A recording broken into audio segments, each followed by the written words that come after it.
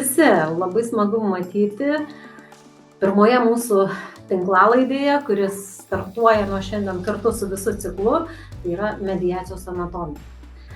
Iš tiesų tai unikali kelionė po mediacijos pasaulį, erdvė, kur galite pažvelgti į mediaciją iš vidaus ir suprasti, kodėl jie atveria naujas galimybės, sprendžiant konfliktus. Kiekvienoje laidoje atskleisime, kaip veikia mediacijos procesas, kas lemia jo sėkmę ir kokią naudą jį teikia ginčo šalims bei visuomeniai. Padiskutuosime apie praktinius mediacijos dalyviams kylančius iššūkius, beje, ne tik dalyviams, bet ir labai dažnai patiems mediatoriams. Manau, dėl to yra naudinga pasidalinti gerąją patirtimi ir paieškosime sprendimų, kurie padėtų mūsų kolegoms, mediatoriams ir kitiems ginčų sprendimo profesionalams, tokiems kaip, tarkim, advokatai, sėkmingai veikti drauge. Taigi, tai šiandien pirmoji tinklalaidžių ciklo mediacijos anatomija laida, jinai vadinasi Mediatoriau, kaip sekasi inicijuoti mediaciją. Na ir šiandien laidoje gilinsimės į klausimus susijusius su mediacijos proceso inicijavimu pagal pasikeitusią tvarką nuo 2024 m. rugsėjo 1 dienos. Ar šie pakeitimai atnešė reikiamų ir laukiamų rezultatų? Ar daugiau ginčo šalių sutinka dalyvauti mediacijoje? Kokie sunkumai kyla inicijavimo etape ir kokias gerasias praktikas galime rekomenduoti kolegoms? Šios klausimus užduosime patyrusiems ir aktyviai praktikuojantiems mediatoriams. Taip pat laidoje dalyvauja ir mediatoriai advokatai, kurie, tikimės, pasidalins savo ir savo klientų įžvalgomis, kaip minėti pokyčiai pakeitė mediacijos inicijavimo procesą. Ir šiandien šią tinklalaidę moderuosiu Jurgita Spaičienė, daktarė Jurgita Spaičienė, advokatė, mediatorė, Vytauto Didžiojo universiteto dėstytoja ir lektorė. Ir aš, Rytis Marozas, mediatorius, irgi turintis jau ne 9 metų medijavimo praktiką. Taigi, tai šiandien laidoje kalbinsime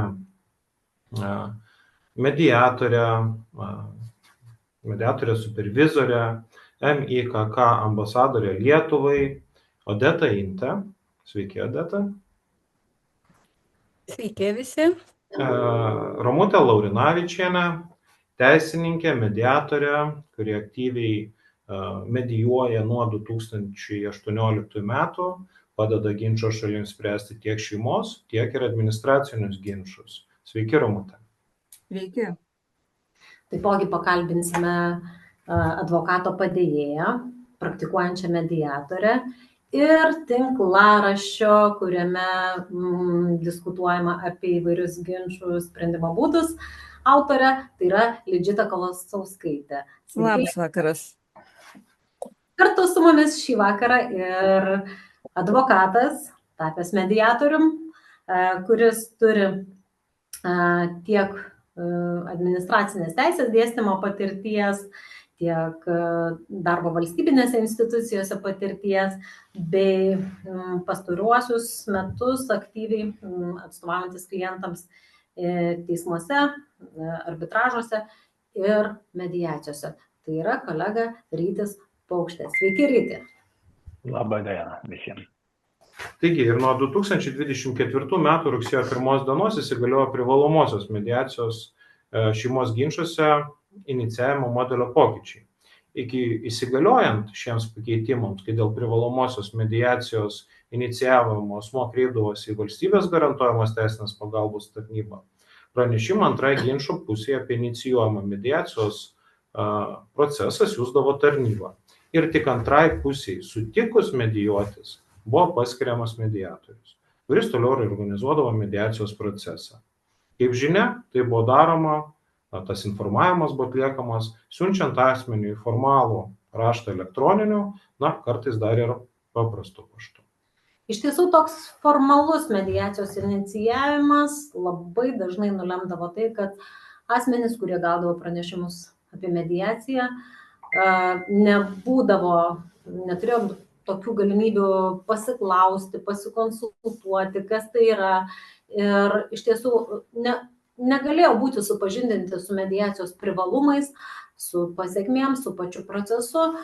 Ir būtent iš nežinojimo dažnai nesutikdavo pradėti šios proceso arba atsisakydavo, arba apskritai nepateikdavo jokio atsakymo.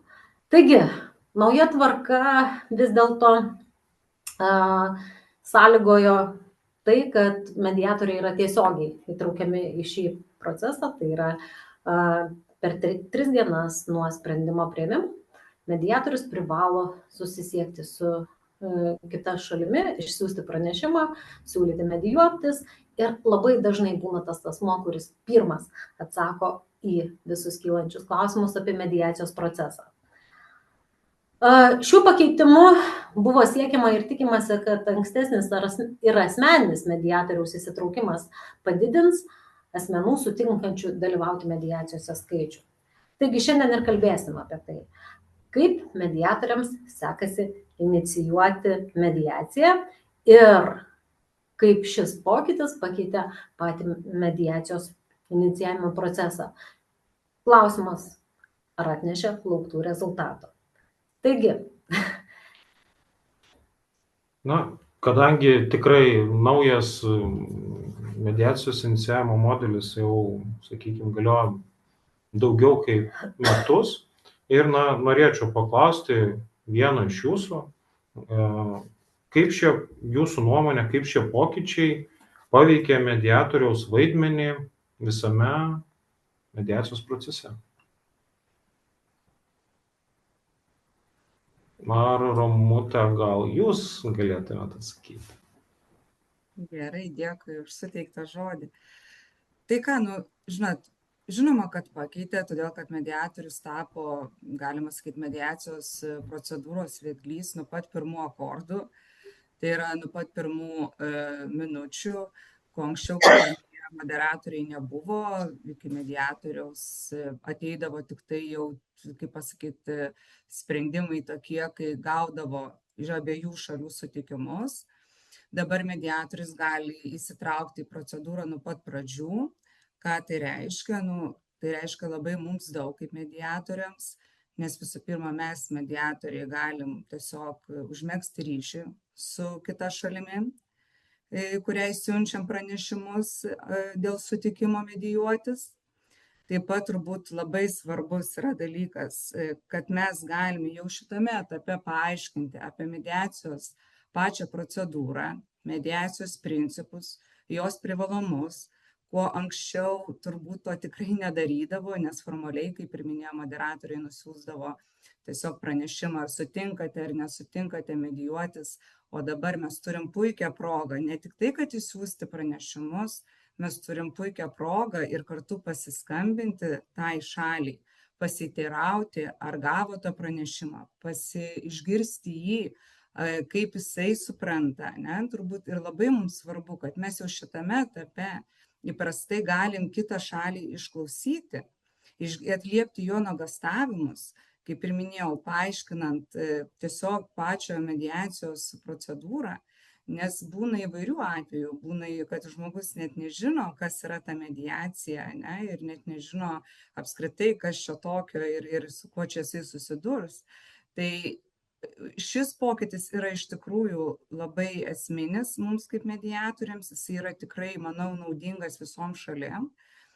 Tai nes ne tik tai, kad čia yra, žinot, kaip pasakyti, pačios procedūros išaiškinimas, tai yra labai, kaip ir minėjau, svarbus ryšio užmezgimas, taip pat ir turbūt pačio mediatoriaus galimybė gauti pasitikėjimą, jau šitame etape.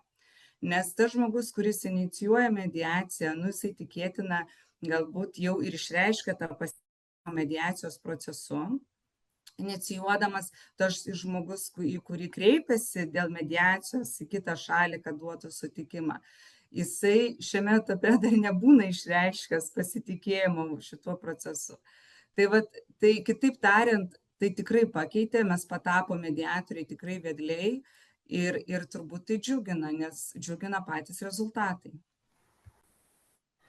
Ačiū labai, Romutė, už tokį išsamų paaiškinimą.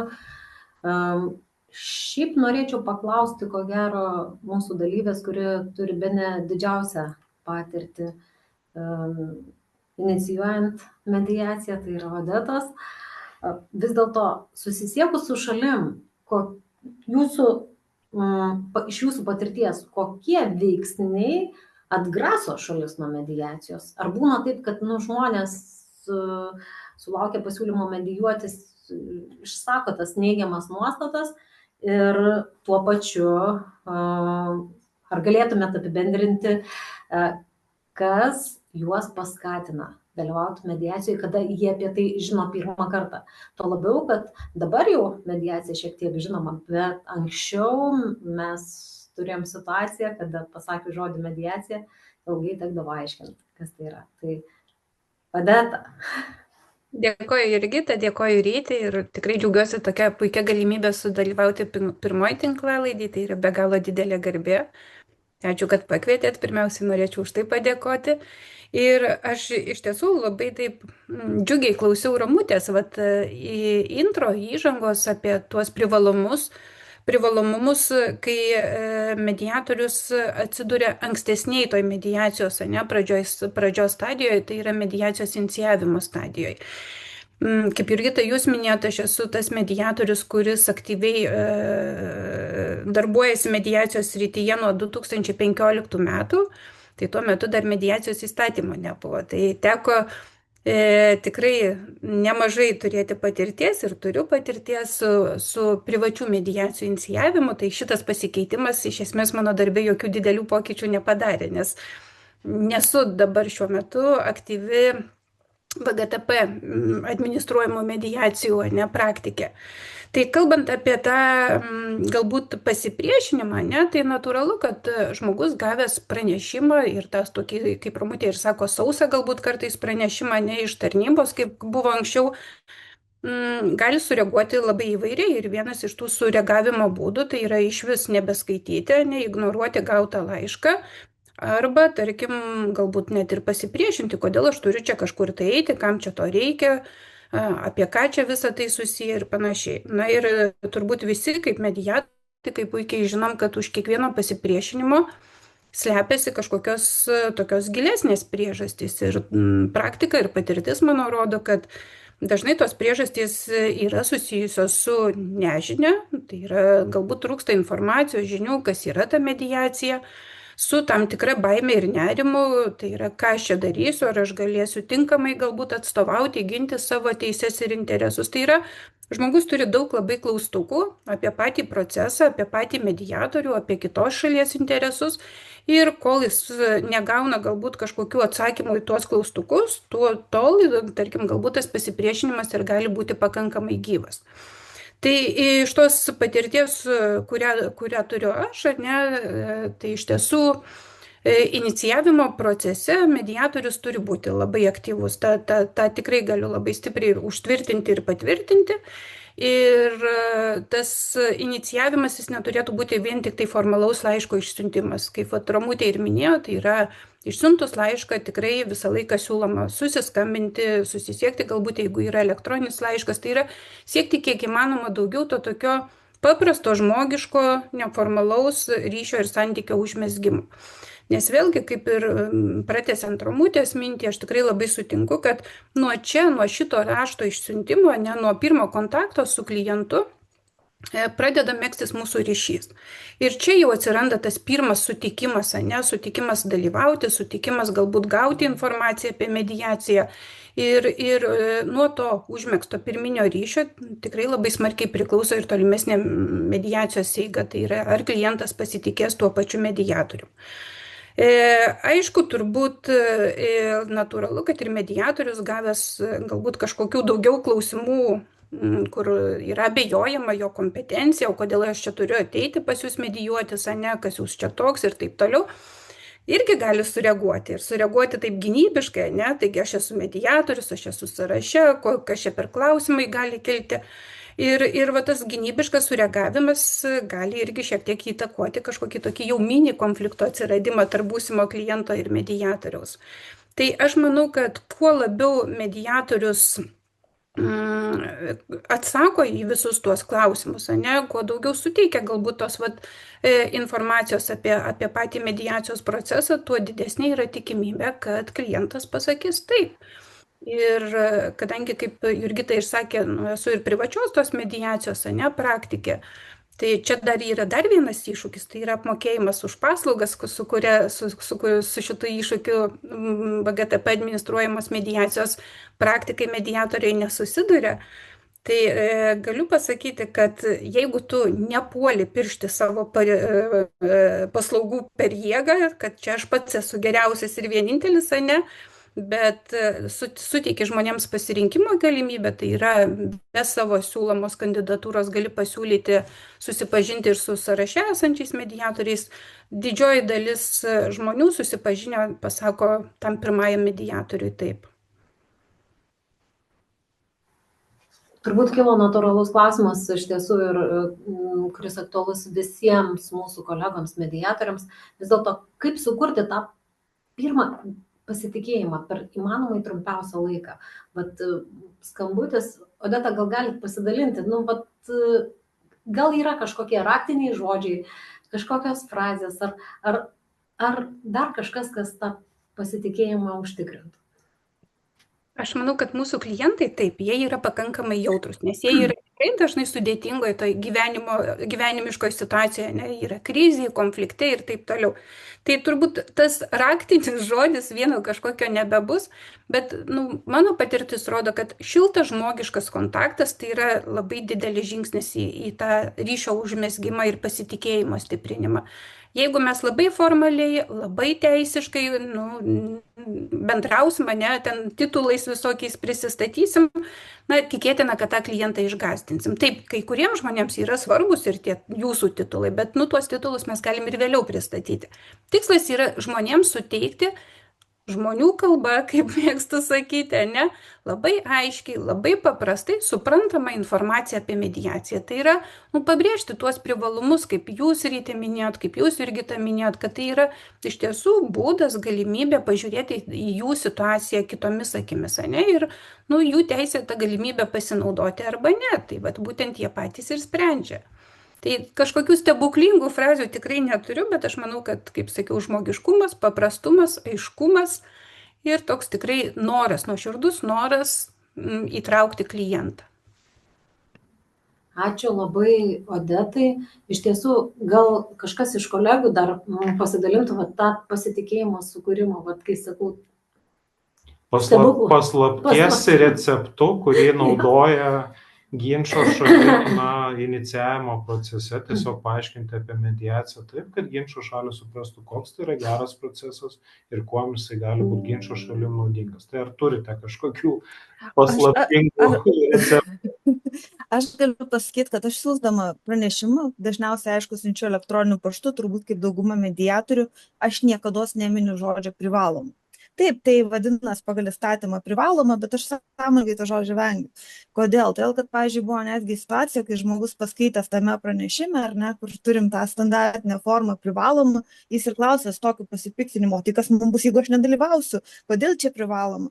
Tai aš kaip suprantu, kad žmogui yra svarbu suprasti, kad jis turi pasirinkimo galimybę. Ir aš visada paaiškinu, kad privalomas yra mediacijos inicijavimas. Bet tai, kiek jūs dalyvausite, ir jūs dalyvausite, kiek jūs būsite aktyvus, tai yra jūsų pasirinkimas. Jūs bet kada galite pasitraukti. Jeigu jūs netikite tą mediacijos sėkmę, jūs pabandykite. Jūs nebūsite surištas, jūs tiesiog išeisite bet kuriuo momentu, kai jau jūs galutinai įsitikinsit, kad tas jūsų neigiamas lūkestis ar ne realizavosi, kad čia susitarimas neįmanomas. Tai man atrodo, tas čia iš dalies turbūt asocijuojasi ir su tuo, ką Odeta minėjo, kad žmogus neturi jaustis, kad čia atėjo kažkas ir dabar pasakys, kaip jam gyventi ir kaip jam elgtis ir kad jis čia kažką privalo. Tai man atrodo, kad tas iš tikrųjų yra svarbu. Ačiū labai, Liudžita. Ir iš tiesų turim vieną kolegą, kuris kartu yra ir advokatas. Ir Ryti, ar jums tenka susidurti su tą pirminę reakciją, ar dažnai jūs maišo su advokatu ir ar jums advokato patirtis padeda sukuriant pasitikėjimą kaip mediatorių? Jo, sveiki visi ir dėkui, kad pakvietėt pabandysiu pasidalinti visokią patirtim. Reiškia, tai aš praktikuoju, turbūt labiausiai man bent jau praktikuojant pasiteisina, reiškia dalykas, tai iš pradžių susisiekti su pačiu žmogum, kuris kreipiasi dėl mediacijos. Nes dažnai pareiškimas, kurį tu matai tarp VGTP, pavyzdžiui, jeigu per VGTP ateina mediacija, jisai būna labai sausas ir labai neinformatyvus, kad vat norim išspręsti tokį klausimą, sakykime, ten santuokos nutraukimas ir pasekmės. Bet kas ten iš tiesų yra labai sunku suvokti, perskaičius kelias eilutes ir prieš bendraujant arba prieš susisiekiant su kita šalim, kuri dar net nežino apie tokią procedūrą kaip mediacija ir kas čia turėtų vykti, tai aš visada pasistengiu pabendrauti su inicijavusiu, kad daugiau sužinočiau, kokio pobūdžio čia ta problema. Ar čia dalyvauja vaikai, dalyvauja turtas, dalyvauja smurtas, dalyvauja dar kas nors. Ta prasme, kad suprasti kontekstą, kuriame visa ta problema yra, nes buvo tokių atvejų, kai skambini kitai pusiai ir jinai, kadangi nesitikė mediatoriaus skambučio, tai jai turbūt ta pirma reakcija tai yra kaip telefoninis sukčius. Reiškia, kad paskambino, labą dieną, čia aš esu Rytis Paukštė, mediatorius ir ar turit laiko, aš paaiškinsiu jums čia tą problemą. Tai žmonės dažniausiai neturi laiko, ne dažniausiai, bet yra buvę man. Tai reiškia, kai tu iš atsakymo tono, tu supranti, kad žmogus tiesiog nepasitikė skambučiu. Turbūt greičiausiai tai aš išviliosiu jų pinigus. Reiškia, čia kaip mažiausiai. Tai va, o jeigu tu esi pasiruošęs, jau daugiau žinai, kodėl čia ta visa problema yra. Jeigu tu pasakai, kad skambini dėl to, kad ten kreipiasi kažkas tenai, reiškia kitą pusę, kažkokiu klausimu, kad reikia, kad jūs turit problemą, ją reikia išspręsti ir panašiai, tai tas savaime greitai susikūrė šiltesnis, natūralesnis ir toksai pokalbis, kur žmogus supranta, kad tu iš jo, sakykime, ne tu iš jo kažko nori, o tu nori jam padėti. Tai tą bendrą tokį supratimą. O kiek man padeda tai, kad esu advokatas, tai turbūt, kai aš kontekste dažnai pasistengiu tą pasakyti, kai žmonėms sakau, kad jūs neprivalot, kaip Ličytas sakė, reiškia, tai nėra procedūra, kurioje jūs būtinai turite dalyvauti, bet jeigu jūs nedalyvautumėte, tai tada toliau veiksmų arba ten tolesnių, reiškia, seka gali būti tokia, kad jūs atsidursite ten, o ten bus viskas taip, o aš advokatas tą esu matęs, patyręs, žinau ir dėl to, ta prasme, aš jums kompetentingai tą galiu pasakyti, kad taip neapsimoka. Tai kai tu jiems trumpai pasakai, kad tu tą žinai, nes tavo patirtis yra tokia, kuri leidžia tos dalykus sakyti, tai žmonėms sukuria pasitikėjimą. Tai aišku, tas, sakykime, galimybė jiems iš karto pasakyti, kad jūs čia neprivalot man dabar bekalbant telefonu atsakyti, jau čia jūs sutinkat ar nesutinkat, ar čia jau kažką darysit ar nedarysit, bet suteiki jiem erdvės, tada jie jau tikisi natūraliai, kad iš tavęs gaus pranešimą apie tai, kad gali, reiškia, sutikti arba nesutikti dalyvauti mediacijai ir jie jau žino, kodėl ką gaus. Tai tas pradinėme etape susižinojimas daugiau informacijos, negu tau suteikia per VGTP ateinantis prašymas, jis naudingas. Mano nuomonė, kad tu sukurtum tą pradinį santykį, kad žmonės sutiktų dalyvauti procese mediacijai. Ačiū Ryti. Odeta Mačiūro. Truputį po puikių Ryčio įžvalgų papildyti, galbūt irgi pratesti tą mintį, kai norėčiau. Tai iš tiesų tas pirmas kontaktas su mediaciją inicijavusio šalimis yra labai svarbus. Ir svarbus, kaip Rytis sakė, ne tik geriau suprasti pačią tą pirminę, tą ginčo esmę, bet kitas labai svarbus klausimas, kurį mes irgi galime užduoti kaip mediatoriai, ar kita pusė, ginčo pusė, žino, kad šita ginčą inicijavusi šalis kreipiasi dėl mediacijos. Jeigu ne, ir jeigu šalis kažkiek tai bendrauja, aš visą laiką siūlyčiau paprašyti tą ginčą inicijavusios šalies informuoti kitą pusę, kad aš kreipiausi dėl mediacijos. Tai yra, kad nebūtų tas toks kaip Rytis, kaip Lidžitas sakė, skambutis iš giedro dangaus ir kas čia toksai, tai natūralu, kaip ir minėjau, kyla noras padėti ragelį. Tai tas tikrai labai irgi palengvina tą inicijavimo procesą.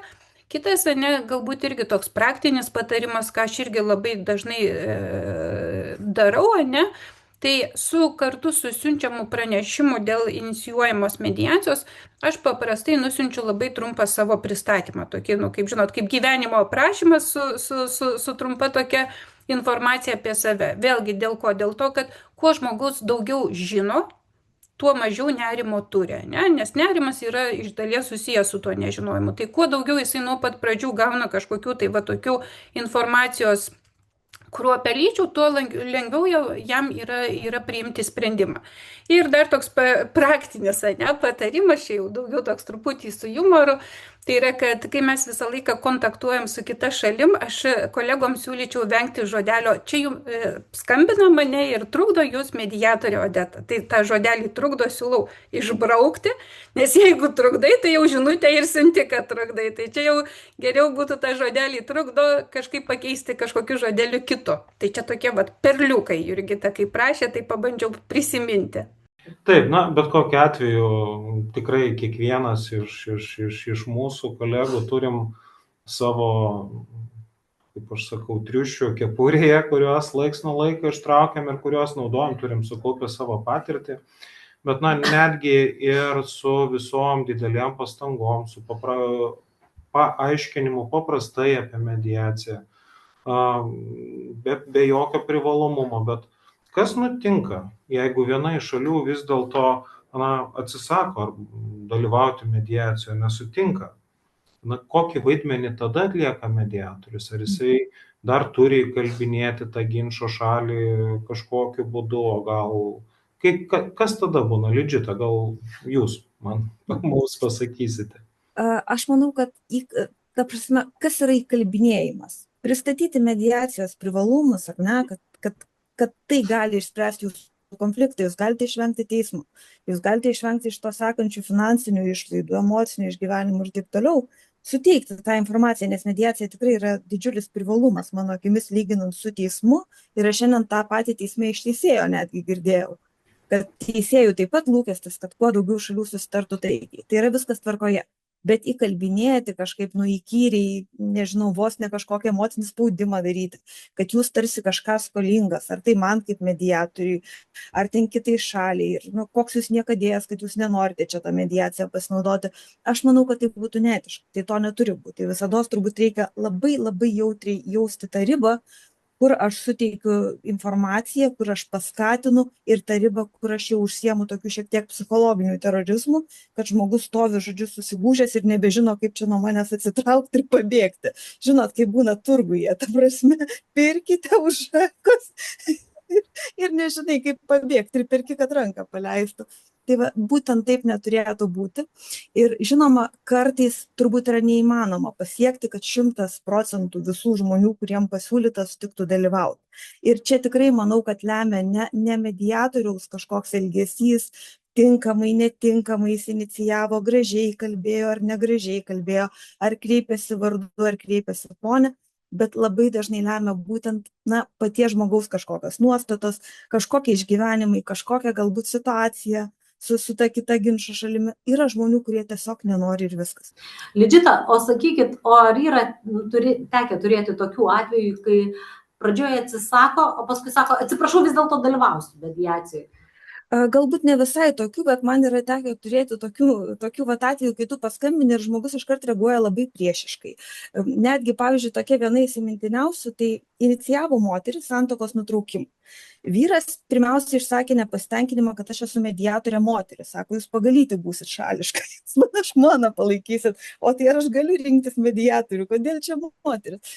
Ir tokių, labai daug pykčio tas žmogus turėjo. Ir žodžiu, jis išsakė tokių visokiausių neigiamų nuostatų, kodėl šita mediacija nepavyks, kodėl aš kaip mediatorė jam netinku. Mes turbūt gal, nežinau, 40 ar 50 minučių tiesiog kalbėjomės, iš esmės aš jam leidau išlieti tas neigiamas emocijas, kaip jis yra nepatenkintas visą situaciją. Pokalbio pabaigoje kažkaip, nežinau, jau jam nebetrodžiau ir aš tokia bloga, ir ta mediacija tokia visiškai beprasmė, nors jis vis kartodavo tą nuostatą, kad mes nesusitarsim, mes tikrai nesusitarsim, jinai ten tokia ir anokia, čia, žodžiu, bet jis sutiko. Ir ta mediacija yra būtent viena tų mediacijų, kur tai aš pati nemaniau, kad, ta prasme, kai tu matai tiek nuoskaudų ir tiek neigiamo vienas į kitą požiūrį, tas beje buvo iš abiejų šalių. Aš galvojau, kad tikimybė, kad mes čia visgi susitarsim yra tikrai labai maža. Nes žmonės labai pikti viens ant kito ir nenori viens kitam nusileisti nei per nago juodimą. Bet ta mediacija būtent baigėsi iš tų, kur ta prasme nutarė taikiai nutraukti santuoką. Tai ką vėlgi tai rodo, kad tai, kad žmogus atsiliepia su nuoskauda, su pykčiu, kad jis galbūt ir tuo mediatorium nepasitikė. Nes aš dažnai ką pastebėjau, kad kai kurie žmonės galvoja, kad jeigu aš skambinu kaip mediatorė, tai aš turbūt turiu kažkokį ryšį su kita šalimi, ar ne? Gal šita kita šalis mane samdė, man sumokėjo, mes jau kažkiek bendravom, man kažką pasakė, bet tokių visokių. Ir kai tu paaiškini, kad tai yra VGTPT mediacija, kad aš esu paskirta iš esmės valstybės, man moka valstybė, kad aš neturiu jokio ypatingo santykio su kita šalimi, žinot, aš su jie dar net neaptaru situacijos, nes aš nežinau, ar jūs sutiksit, tai kažkaip irgi labai neutralizuoja tą situaciją ir paskatina žmogų dalyvauti. Aš apskritai visada sakau, kad tiek inicijavimo, tiek visa mediacijos tam etape, tai yra kartais žmogiškai labai sunku, bet labai svarbu išlikti nešališku ir nedemonstruoti nei vienai šalių kažkokių simpatijų ar antipatijų. Nes jeigu tu bendrausi taip, kad pasirodys, kad tu jau su ta kita šalim bendravai ir tau ta kita šalis labai patiko, arba kad tu pritari tiem reikalavimam, ko kita šalis nori, dėl ko įkreipiasi mediacija, tai aišku, kad turės turbūt atstumimo efektą. Ačiū labai Jums, Liudžita, už tokį nuotaikingą pasakojimą. Iš tikrųjų, tas pasidalinimas, ta patirtimi tikrai yra neįkainojama. 40 minučių išklausimo ypač. Tas irgi galvoju, aš kartais, žinot, mėgsti mantį ant savęs matuoti ir galvoju, aš 40 minučių vis klausysiu, kaip man ta mediacija nepatinka iš klientų. Bet kadangi kalbam apie mantijas, tai, kai aš sakau, siūlau, noriu pakalbinti kolegą, kuris turi mantiją ir kai kada turi tą mantiją nusiimti, kai kada užsidėti, kai kada vieną rolę, kai kada kitą ryti. Iš tiesų labai rūpi, ar advokatai, dabar užsidėkit advokato mantiją ir pasižiūrėkit, ar advokatai pastebėjo kažkokius pokyčius per tuos metus, ar kažkas skiriasi. Nes kaip bebūtų, klientas ateina pas advokatą, jūs ne tik kaip mediatorių, bet po mediacijos arba prieš mediaciją ateina klientai. Tai ar advokatai pastebi tuos pokyčius?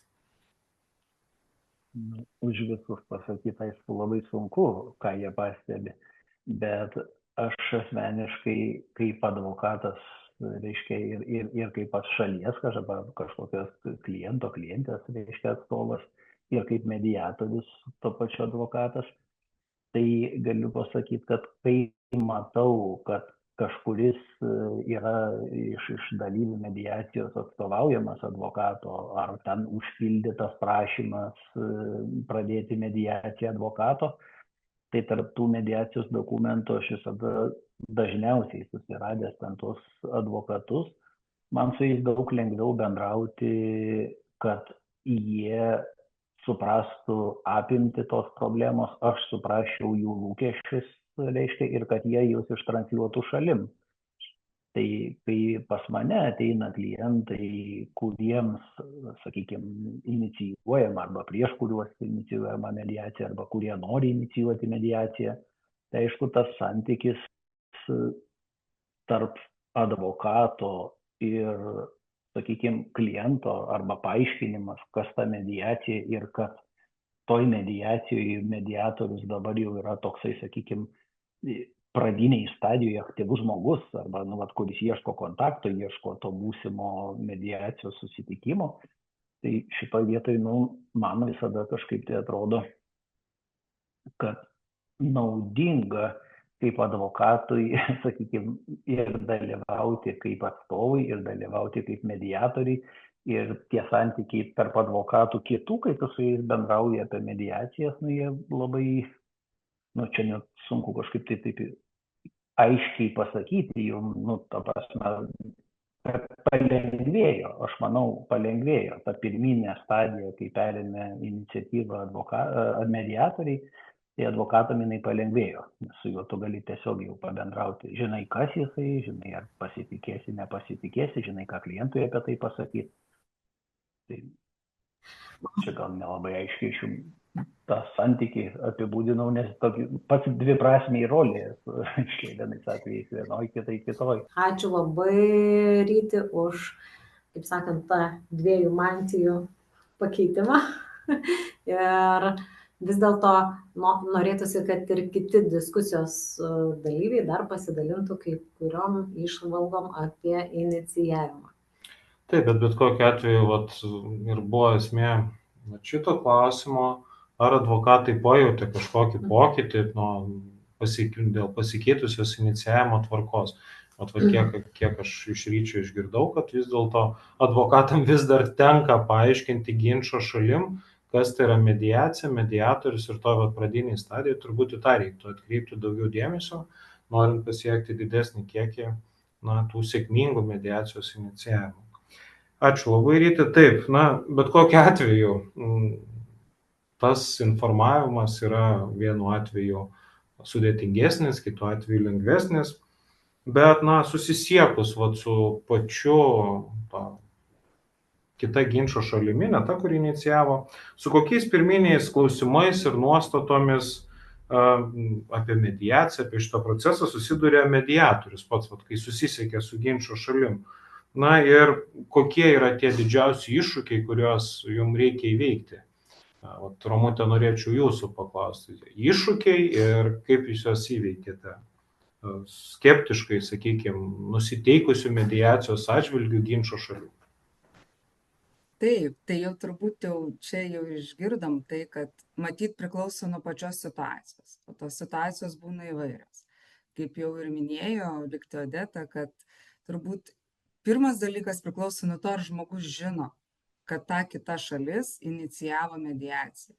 Jeigu jinai nežino, jai būna tikrai kaip perkūnas iš giedro dangaus. Jeigu dar nespėjo paskaityti mūsų išsiųsto iš tikrųjų rašto dėl sutikimo, tai tikrai būna, kad net nesupranta, kas čia, dėl ko čia, nustebę būna ir tikrai susiduriam su tomis problemomis. Tokiu atveju, tai tada tiesiog vis tiek prisistatai, paaiškini, kad kreipiasi kita jo šalis, dėl ko kreipiasi, koks ginčas. Ir tiesiog nedarai žmogui spaudimo. Tarkim, aš nedarau žmogui spaudimo, nesakau, kad čia dabar paskambinau, tai žinai, pasižiūrėk, ten yra raštas, duok sutikimo. Tiesiog paaiškinu procedūrą, paaiškinu pačius principus mediacijos, paaiškinu, kas tas mediatorius, koks jo vaidmuo. Tikrai taip pat informuoju, kad turi dar laiko pamastyti, galų gale aš tikrai paraginu, jeigu žmogus tikrai net nebuvo girdėjęs apie tokią mediaciją, netgi ir pasidomėti ir paskaityti, nes jeigu taip pat atsakau jo klausimus, nes klausimų būna daug tokių atvejų, ar gali, pavyzdžiui, atstovą turėti, nes būna iš karto aš kreipsiuosi advokatas už mane ateis, tai tiesiog tu tikrai nuramini tą žmogų, pasakai, kad nestresuotų, kad turi dar to laiko, kad yra galimybė pagalvoti ir tiesiog palieki jį apmąstymams. Tai vienas iš tokių variantų. Jeigu žmogus, žinoma, jau žino, kad ta yra inicijuota mediacija ir jau pas juos tas ginčas yra, kaip sakau, aukštam lygyje, tai tada, žinoma, priklauso nuo pačio žmogaus emocijų, kaip jisai pats reaguoja į tą ginčą, kaip jisai reaguoja į patį tą kitą šalį, kuri inicijavo. Ir vėlgi, tu turbūt kaip ir mediatoriaus priedermė yra išklausyti visų pirma žmogaus, tu jo išklausai, tu jį girdi, ką jisai sako, atliepi jo nuogąstavimus, galbūt išklausai jo priekaištus, išklausai, kuo jisai nepatenkintas, kuo jisai nepasitikė ir bandai tą žmogų tiesiog, kaip pasakau, motyvuoti tai mediacijai, paaiškinti, įveiklinti, kad jisai galėtų tikrai drąsiai jaustis ir būti saugus. Tai turbūt tokie svarbiausi aspektai, kaip sakau, ar jisai apie tą mediaciją tiesiog reaguoja dėl to, kad jisai nežino, ar jisai tą mediaciją reaguoja taip skeptiškai dėl savo asmeninės patirties, nes vėlgi ta asmeninė patirtis, jinai būna aišku įvairi, ir būna ir liūdnesnių variantų, būna ir labai gerų, bet vėlgi, tu turbūt, sakau, dar kartą pasikartosiu, pirmas dalykas, išklausai, Antras dalykas, nedarai spaudimo žmogui. Na ir trečias dalykas, apie patį tą procesą, jeigu ten tikrai, nežinau, nuo asmeninės patirties ten kažkokie tai buvo pergyvenimai, ar ten mediacija nepavyko, ar mediatorius nepatiko, ne, nu tiesiog žmogui tada paaiškini, kad matyt, pati ta mediacija gali skirtis priklausomai nuo proceso, nuo pačio mediatoriaus ir galų gale pačių šalių ir mediatoriaus pasiruošimo jai. Va, bet Ramutė, ačiū labai ir man iš karto va taip va, kažkaip stringa ta žodis išklausai. Bet jeigu nėra kitos pusės sutikimo ir tu dar tik tai informuoja apie patį mediacijos procesą, o kita šalis jau nori pasakoti visą istoriją ir negana to dar tau dokumentus prisiunčia. O kaip su tuo išklausimu? Kaip sustabdyti šitą srautą, kada jie pradeda pasakoti savo istorijas dar nesant pačio mediacijos proceso? Jurgita, bet žinot, kaip pasakyti, turbūt jau mūsų toksai mediatorių, nežinau, profesijos dalykas, kitaip nebus. Jeigu tu paskambini, juk tu kreipiesi į tą kito ginčo šalį, kuri neinicijavo mediacijos, ne? Ir žinoma, kad būna, kad žmogui sprogsta, jam norisi įsisakyti. Aš nežinau, aš kaip mediatorė pati, aš kito, žinokit, kelio nematau, kaip tik tai kantriai išklausyti ir tiesiog atliepti jo kažkokius, sakau, ar tai nuogąstavimus, ar tai kažkokius ten, nežinau, ką jisai ten. Aš nematau kitokio varianto. Ir tikrai siūlau išklausyti, nes tai yra labai svarbu. Tai yra labai svarbu dėl to, kad tiesiog tai, tu kaip paskaitų, kartu ir mediacijos procesą, žmogų įvedi ir kartu leidi jam pasitikėti tuo procesu. Man atrodo, tai yra svarbu, išklausyti svarbu. Nes va čia vėlgi mes susidurėm su ta pačia tokia dilema, kiekvienas iš mūsų mediatorių, kiek mes galime leistis į situacijos pristatymą žmonėm savo tol, kol dar nėra pačios formaliai dar mediacija neprasidėjus. Šitas klausimas turbūt iškyla visiems. Tai ačiū labai už įžvalgas.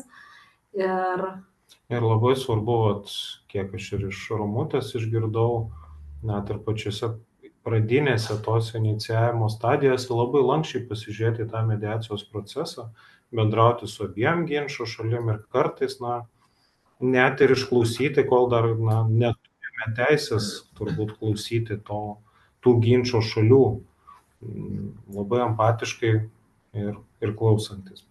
Taip, ir dabar galbūt kas nors iš jūsų esate turėjęs tokį atvejį, gal galėtumėt šiek tiek pasidalinti tokiu atveju, kai ginčo šalis tiesiog informacijos pateikė kalną vietoj sutikimo, sakykime, apie viską, bet to inicijavimo metu ne apie sutikimą.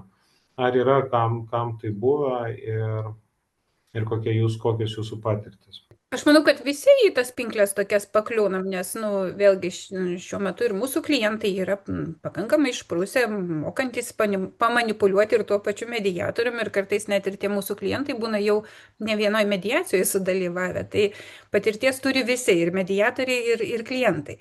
Aš manau, kad ką ir Lidžita dalinosi ir ką minėjo Ramutė, turbūt labai svarbu vėlgi nubrėžti tą ribą to pirmo kontakto, ta prasme, išgirsti, atliepti, atspindėti, bet tuo pačiu, kad jau tas pirmas pokalbis dar negavo sutikimo, jau pataptų ginčo sprendimu, ne? Tai vėlgi labai svarbu tokius etapėlius išlaikyti mediacijoje. Aš manau, kad tiek Lidžitos, tiek Ramutės minėto atveju, tiek Jurgita jūsų, mūsų visų tais turimais atvejais, turbūt davus laiką tam tikrai pirmam tam, jeigu taip profesiniu slengu pasakyti, pasiventiliavimui, davus laiko šiek tiek žmogui išsikrauti, mes galim užkabinti, kad žiūrėkit, aš girdžiu, kad jūs tikrai turit labai daug ką pasakyti. Tai mediacija ir yra apie tai, tai yra vieta, tai yra erdvė, kur jūs, tai kas girdžiu ir matau, susikaupę, jūs galėsit būtent to susitikimo metu ir apie tai pasikalbėti, nes vėlgi labai daug informacijos surinkimo, čia jau irgi kiltų klaustukas ir dėl konfidencialumo, ir dėl visų kitų principų išlaikymo, šalių lygybės balanso išlaikymo ir panašiai. Tai bent tas sveikas protas, jisai turi neišnykti šitoj vietoje ir sudarius erdvę kabinti, kviesti, gauti sutikimą, jeigu žmogus tikrai matosi, kad nori. ir toliau jau susitikimų metu apie tai kalbėtis. Aš tik tai galbūt dar irgi, ką norėčiau pasakyti, kad ir čia gal ir kolegas padrasinti, kad iš tiesų tas nesutikimas tai nereiškia jūsų darbo ar mūsų darbo broko, ne? Tai yra normalu, kad, vat, ką ir Lidžita, ir Romutė, ir Rytis minėjo, kad gali būti tos situacijos, kad paprasčiausiai galbūt atvejais nemedijuotinas. Gali būti, kad tikrai konfliktas yra pasiekęs tokią eskalacijos, tokį lygį, kad net ir į pirmą susitikimą žmonėms yra labai sudėtinga ateiti. Tai taip, mūsų pareiga galbūt paaiškinti ir pristatyti ir kitas mediacijos formas, tai yra pakalbėti ir apie šaudyklinę mediaciją, nes galbūt tas nenoras susitikti su kita pusė gali būti labai stiprus, tai va tuos dalykus irgi papasakoti ir priminti klientams, bet iš kitos pusės tai yra nebijoti ir mums patiems išgirsti. Ne? Tai nereiškia, kad mes dirbam blogai, ne? Tai reiškia, kad mes šitoj situacijoje padarėm viską, ką mes galėjom, bet galbūt tai nėra tas ginčo etapas, ne, kuriame žmonės yra pasirengę kalbėtis ir galbūt pasiekę teisminį procesą, ten jie susitars. Ačiū, Odeta, ir nebėkit, Odeta, aš jūs šiandien išnaudosiu, nes jūsų patirtis daugiau negu 10 metų, kaip minėjot, kad dar net įstatymo nebuvo, kada pradėjot būtent nuo privačios mediacijos. Kaip ir pastebėjau pradžioj, dabartinis tas pokytis įstatymo leidyboje, jisai yra šiek tiek panašesnis į privačios mediacijos procedūrą, kada kol nebuvo privalomosios, tai mediatoriai panašiai ir inicijuodavo, tik sprendimo nebūdavo, bet jisai kažkiek panašus. Mes augam, tobulėjam, mokomės iš klaidų, bet vis tiek, nebūtų istorijos, nebūtų tobulėjimo ir klaidų taisymo. Nežinodami, kaip buvo, negalim kurti naujų taisyklių.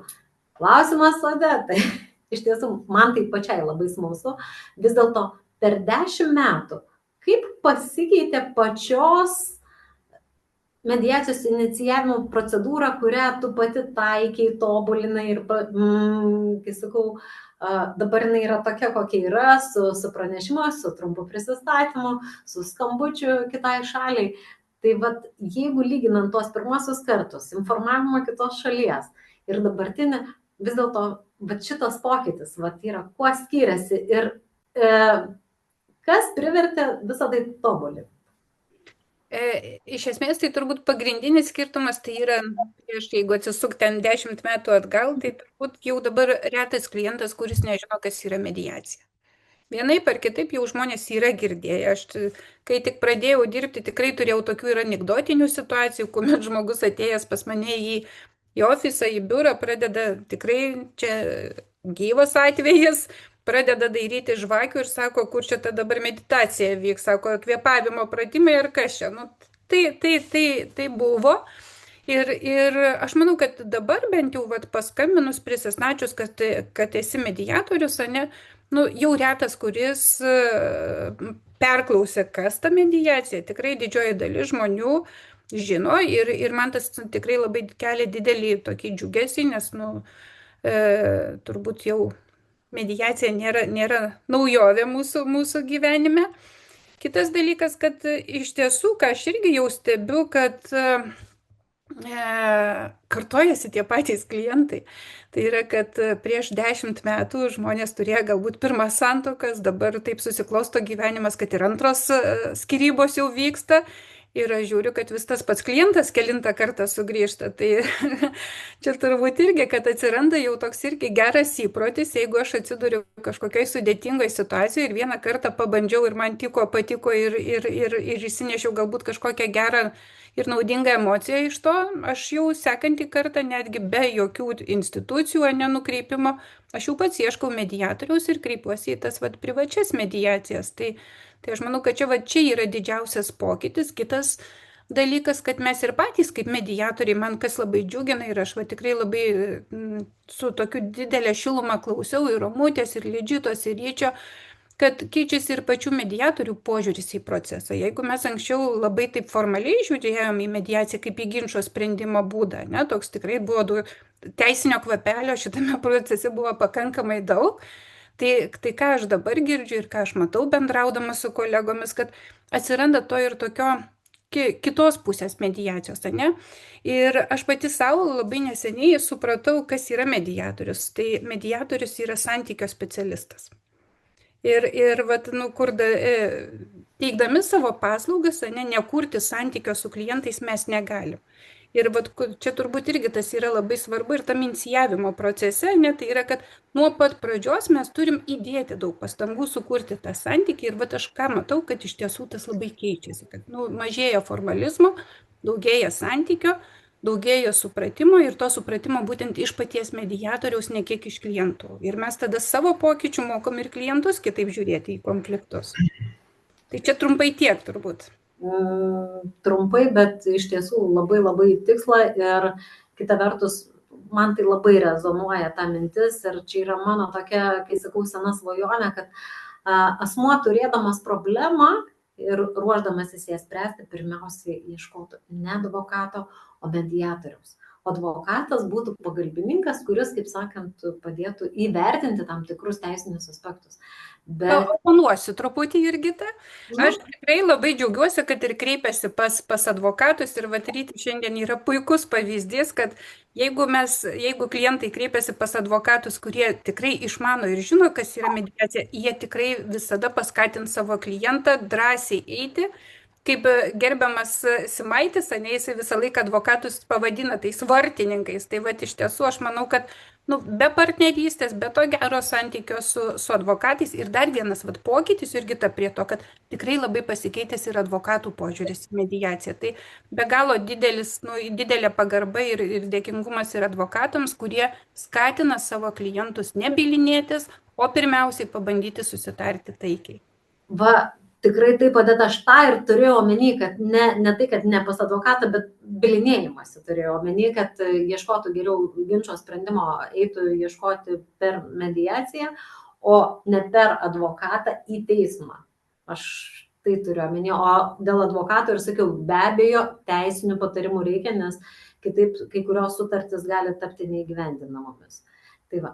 Ir ką, Ryti, matau keliat ranką, bet aš iš tiesų jums vėl kaip advokatui turėjau klausimą, bet jeigu norit papildyti Odetą, tai klausau. Jo, čia su to džiugiu, reiškia, tokiu, taip sakant, triumfu, kad turinys prieš formą turėtų vyrauti ir kad išspręsti problemą yra svarbiau negu kažkaip ją biurokratizuoti ar panašiai.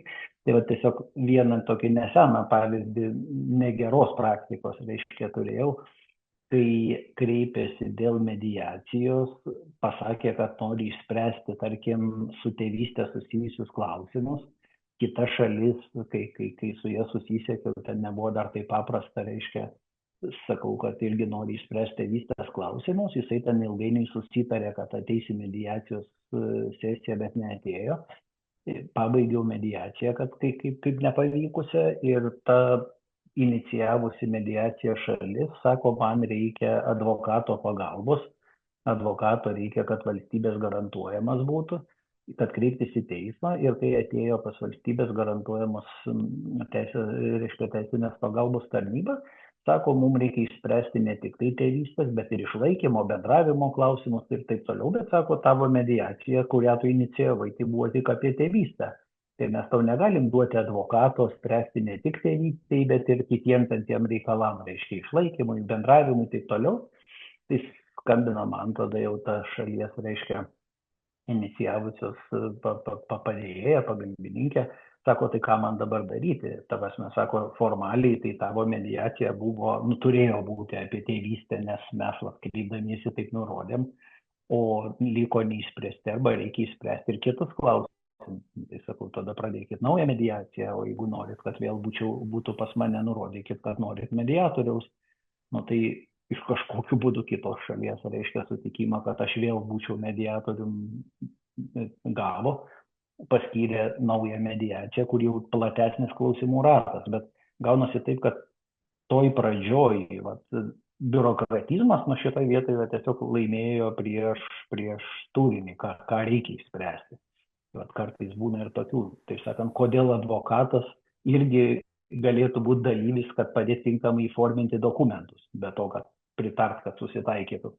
Na ir vėlgi tikrai neabejoju, kad kiekvienas iš jūsų savo praktikoje, turite tą sėkmės istoriją arba kažkokią įsimintiną sėkmės istoriją, kai jums vis dėlto pavyko inicijuoti mediaciją ir netgi galbūt ne tik tai inicijavus, bet ir pasiekti tame ginčo taikų susitarimą, nors pradžioje tai atrodė kaip ir neįmanoma, net inicijavimo stadijoje jums atrodė, kad nieko čia nebus ir taip toliau ir panašiai.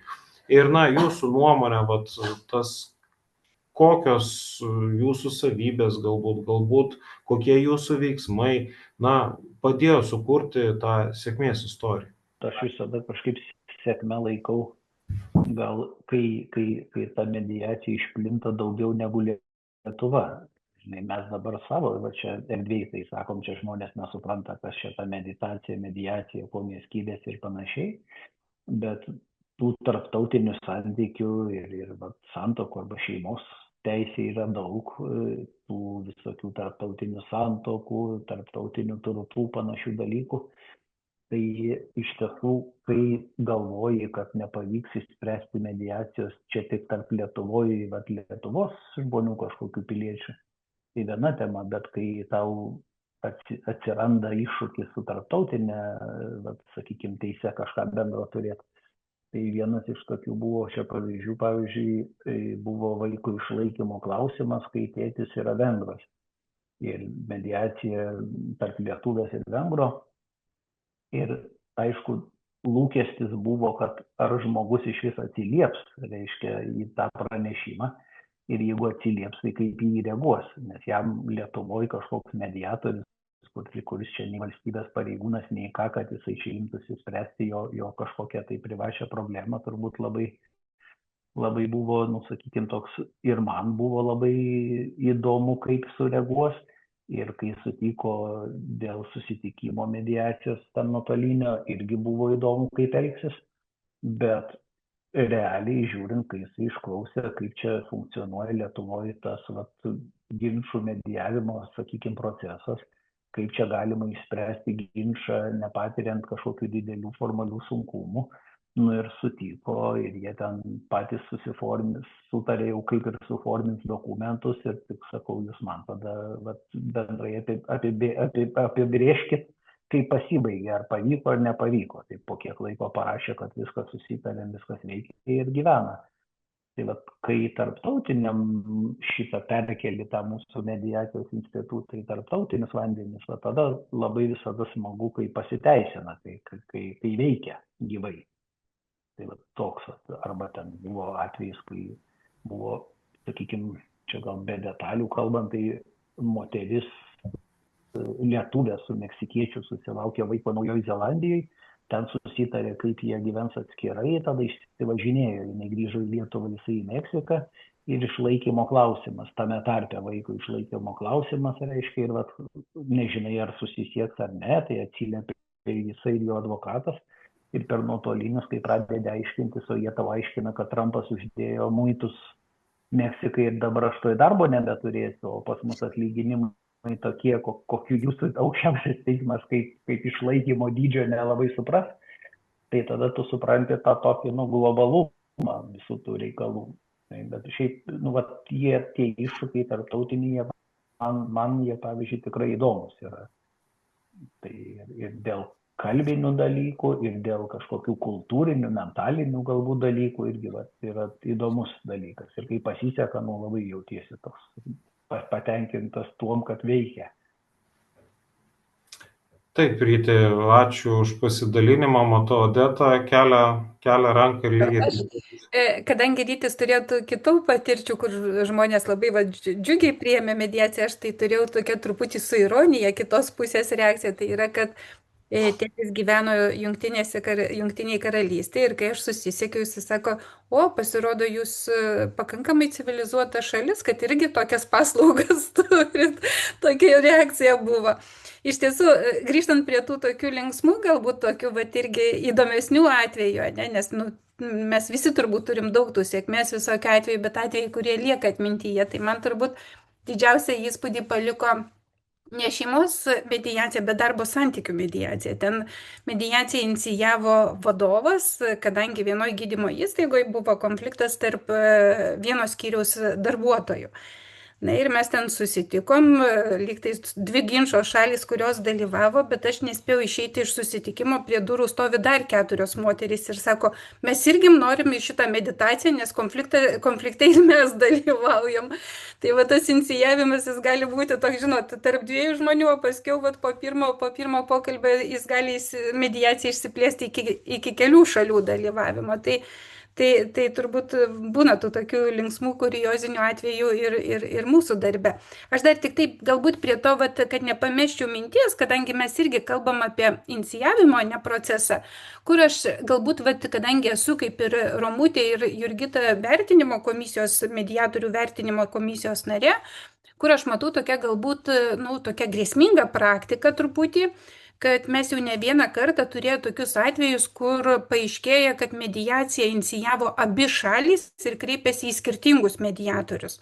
Ir ką stebiu, kad taip lyg ir mediatoriai žino, kad yra inicijuota, kad galbūt kitas mediatorius yra sutikęs ir toks lyg tai praleidžia šitą tarp eilučių, toliau viską organizuoja savo procesą, ten bando organizuoti susitikimus ir panašiai. Tai vis dėlto galbūt, jeigu jau mes turim kažkokių žinių, kad, tarkim, ne tik tai tas klientas, kuris kreipėsi į mus kaip į mediatorių dėl proceso inicijavimo, galbūt ir kita pusė kreipėsi į kitą mediatorių, nepraleiskim tarp, kaip sakyt, nematydami, tokios situacijos. Vis dėlto būtų gerai tada organizuoti tą galbūt kažkokį įvadinį pokalbį, kartu net ir su kolega mediatorium, galbūt komediacija tada tokiais atvejais pasinaudoti, bet neignoruoti to fakto, kad galbūt kita pusė irgi eina mediacijos inicijavimo keliu. Tai čia, kad aš manyčiau, tokia visai irgi nauja detalė ir pakankamai svarbi jinai darosi. Ačiū, Odetai. Ką kiti kolegos? Tai aš gal trumpiau, be istorijų, nes tų tikrai sėkmės istorijų yra, bet man tai atrodo, kad nežinau, man kai mediatoriai sėkmės istorija yra tada, žinokit, kada žmonės išeina iš mano kabineto bendraudami, kalbėdami ir tu juos palydi kolidorium ir tu matai, kad tarp jų atėjo tokie susipriešinę, susipykę, nekalbantis, nežinau, liejosi visą laiką, ten keletą sesijų ir rezultatas, va čia turbūt yra laimėjimas. Žinot, ne tas susitarimas, kuris žinoma mūsų turbūt mediatoriams yra svarbus, kad rastų susitarimą, kad jis būtų teisingas susitarimas, bet turbūt yra, sakau, svarbiausia yra ta emocija, kad jie išeina bendraujantis. Tai yra, jie atkūrė ryšį. Tai va čia man yra sėkmės istorijos. Ačiū, Romute. Ar Lidžita pasidalinsit kokią nors sėkmės istoriją? Aš vis taip irgi galvojau, nes tų sėkmės istorijų yra ne viena, tai gal grįšiu prie tos pačios, kurią pasakojau ir kas ten vėliau paaiškėjo, kur, kaip sakiau, prasidėjo dideliu tarsi nenoru dalyvauti, bet kai žmogui buvo leista išsikalbėti, suprasta jo emocija ir tai, kodėl jis yra neigiamai nusistatęs, jis iš tikrųjų atskleidė, kad jam apskritai gyvenime jis tuo metu turėjo labai didelių finansinių ir visokių kitokių sunkumų, ir tokių tikrai didelių. Ir kas mane tiesiog nustebino, kad jis pasakė, Lidžita, man labai palengvėjo, kad aš jums galėjau apie tai papasakoti. Tai tiesa buvo dalykai, kurių jis kategoriškai prašė neperduoti kitai ginčo šaliai, tarp tų šalių mediacija vyko šaudyklinė, nes, kaip sakiau, buvo labai didelį įtampa, bet šalis, kurios abi viena kita stipriai nepasitikėjo, kurios abi iš pradžių ir mediatorės stipriai nepasitikėjo, nes kažkaip susidarydavo tokia situacija, kad, jeigu pasakai kažką tarsi palankesnio vienai šaliai, tai kita šalis iškart labai nepatenkinta, kad galų gale jos ir sugebėjo pasiekti susitarimą ir ta viena iš šalių, kuri tokioj netgi atrodė, nežinau, emociniai duobei kažkuria prasme, kad jie iš tikrųjų pasakė, kad jai po mediacijos palengvėjo. Va tas vyriškis, kuris pyko, sakė, kodėl moteris mediatoriai ir taip toliau, jis tiesiog taip ir pasakė, sako, Lidžita, man labai palengvėjo, kad aš galėjau jums tai papasakoti. Tai turbūt tokia pakankamai nesenai ir įstrigusi. Kadangi mūsų šiandieninė tema yra apie mediacijos inicijavimą, tai tiesiog kokios dar galėtų būti paskatos ar žingsniai, ar mediatorių veiksmai, kurie tą inicijavimą padarytų dar labiau priimtinesnį, dar daugiau mediacijų inicijavimo pasibaigtų sėkme.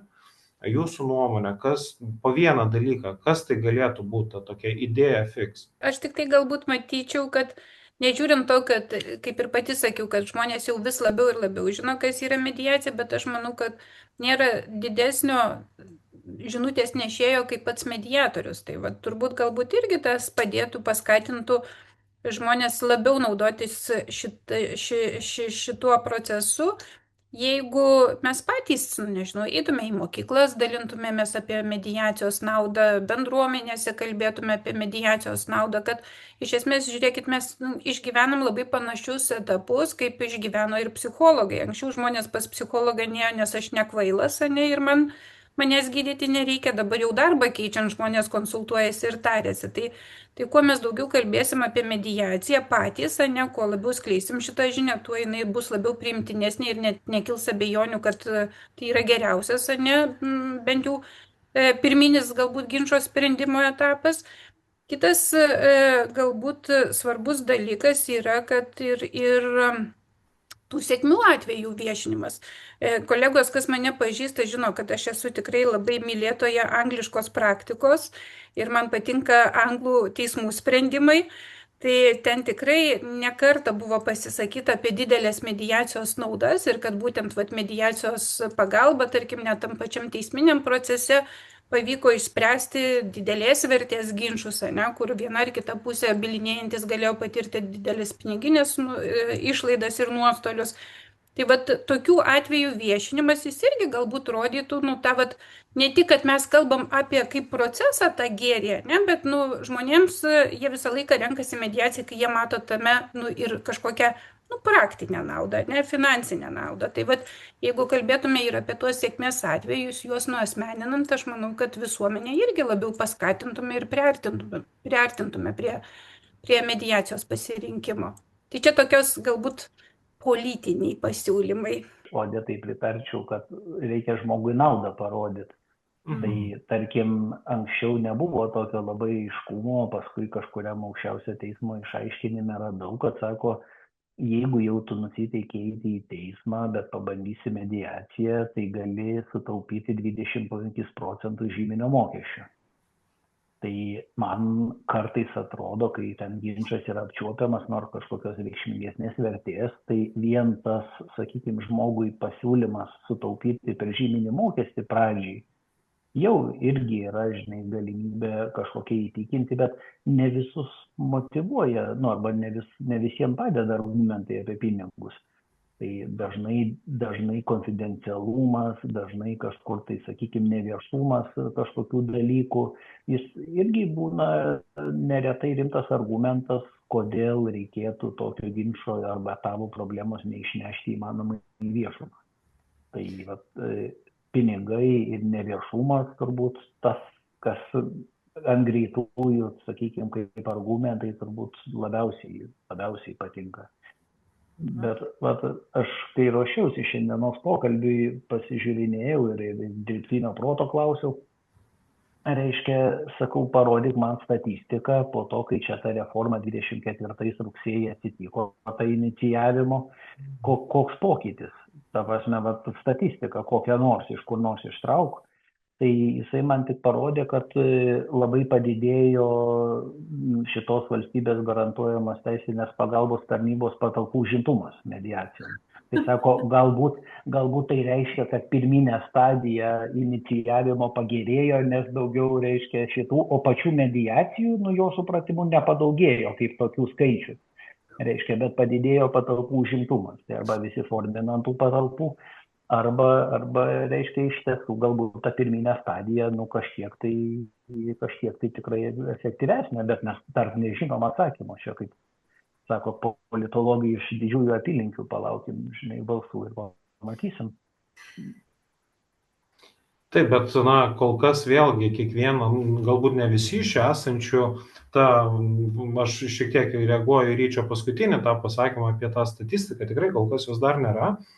Na, bet kad galėtų suprasti ten žiūrovai, kolegos, iš jūsų patirties, kiek dabar, na vis tiek, tie, kas dirba su VGTPT, kiek dabar tų mediacijų inicijavimo pasibaigia, na, sėkmingai, nu, apytiksliai, sakykime, 70 galbūt procentų, galbūt daugiau, mažiau, iš savo patirties vis tiek kažkokią apskaitą veda. Tai nebūtinai VGTPT ir privačios irgi skaičiuojasi.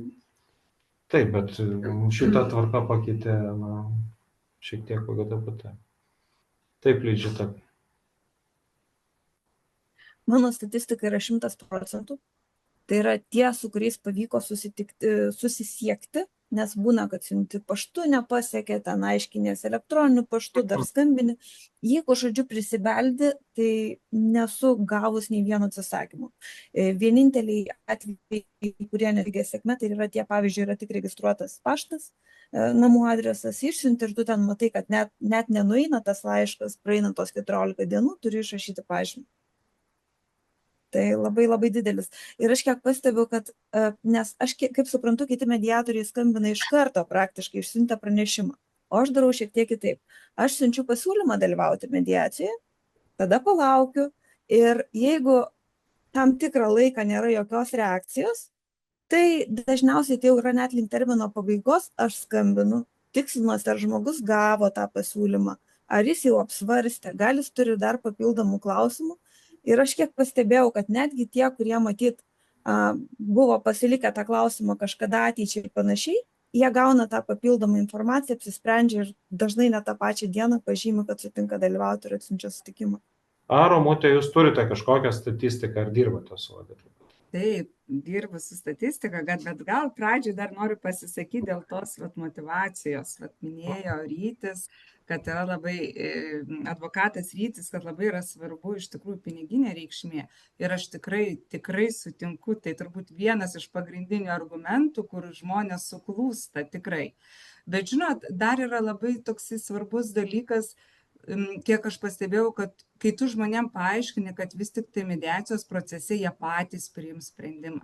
Nes žinot, teismai vis tik tai, kaip remiasi įstatymo raide ir ką siekia formaliai tiesiog teisingo sprendimo.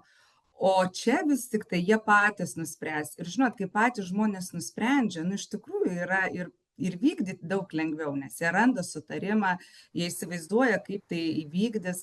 Tai man atrodo, kad žmonės, antras dar būtų variantas, kad vis tik tai ta motivacija būtų, kad patys priema sprendimą.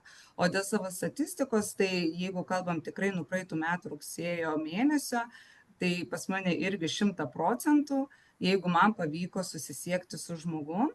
O jeigu atsitiko taip, kad aš dėja kontakto negavau, turiu omeny telefoną, tai taip yra buvę porą atvejų, kad tiesiog negavau atsakymų, nors ir raginau elektroniniu paštu keletą kartų. Tai nežinau, vis tik tai gal tie pokalbiai darosi išvada, kad jie vis tik tai lemia geresnius rezultatus, negu vien tik nusintimas formaliai tų raštų.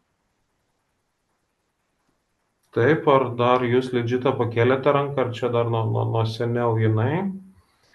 Gerai, tai tiesiog apibendrinant, labai džiugu girdėti, iš savo patirties irgi taip pat galėčiau tiek Romutei, tiek Lidžitai pasakyti, kad svarbiausia yra tas kontaktas ir jeigu susisieki su žmogum, tikrai tas, sakykime, 100% beveik garantuota. Ir tai tikrai įrodo tą pasikeitimo svarbą ir kiek iš to daugiau gali patys žmonės gauti naudos, nes seniau jie negalėdavo pasinaudoti mediaciją vien tik tai dėl informavimo, tų klaidų, sakykime, kai būdavo labai formaliai išsiųstas laiškas ir nebūdavo pasiekiamas adresatas, ko pasiekoje jis net ir nežinodavo, kad galėtų sudalyvauti tokioje mediacijoje. Pritariu Ryčiui, iš tiesų mediatoriaus įtraukimas, aktyvesnis įtraukimas į inicijavimo procesą, jisai, manau, kiekvieno iš mūsų statistikoje tuos rezultatus pagerino, nes galų gale, nors mediatoriai nėra policininkai, nėra žvalgybos tarnyba, tačiau elementariai net ir trūksta ar elektroninio pašto, ar telefono, galima susisiekti su inicijavusia šalim ir mano patirtis rodo, kad dažniausiai jie žino tos kontaktus, nors nesupildo, jeigu jų trūksta pareiškime ir tikrai galima susisiekti greičiau, paprasčiau negu paprastu paštu. Tai va, tai ką, šiandien mūsų... Ačiū visiems už laiką. Šiandien bent jau aš asmeniškai išsinešu vieną iš dalyvių mintį, kad mediatorius tai yra santykio specialistas ir tą santykį mediatorius pradeda kurti su tais pasikeitimais, kurie atėjo jau pačioje pradinėje stadijoje. Taigi, ačiū visiems labai už jūsų laiką šiandien ir labai džiugu jūs buvo visus matyti, besidalinančius savo įžvalgomis, savo patirtimi, savo geraisiais pavyzdžiais. Galbūt dar svajonėmis būtų buvę gerai pasidalinti, bet šitą palikime kitai tinklalaidai. Apie mediacijos perspektyvas. Apie ką mediatoriai svajoja, bus tokia tinklalaidė. Apie plėtrą, apie perspektyvas, apie kitus dalykus. Manau, kad dar temų įvairiom tinklalaidėm tikrai bus. Pritariu kolegai Ryčiui. Labai džiugu, kad šiandien mūsų pašnekovai yra labai įvairūs, labai įvairia patirtim iš įvairių sričių. Ir manau, kad kolegom, kurie klausys šitą tinklalaidę, pasidalinimas patirtim, įžvalgos bus labai vertingos. Tai ką, mėlyje, ačiū Jums labai ir iki susimatymo per mediacijos savaitę. Per mediacijos savaitę susimatysim, o šita tinklalaidė pasirodys spalio 13 dieną, tai yra pirmąją mediacijos savaitės dieną, kurią organizuoja Lietuvos mediatorių rūmai. Taigi, ačiū visiems, susimatysim kitose laidose ir geros mediacijos savaitės visiems. Iki.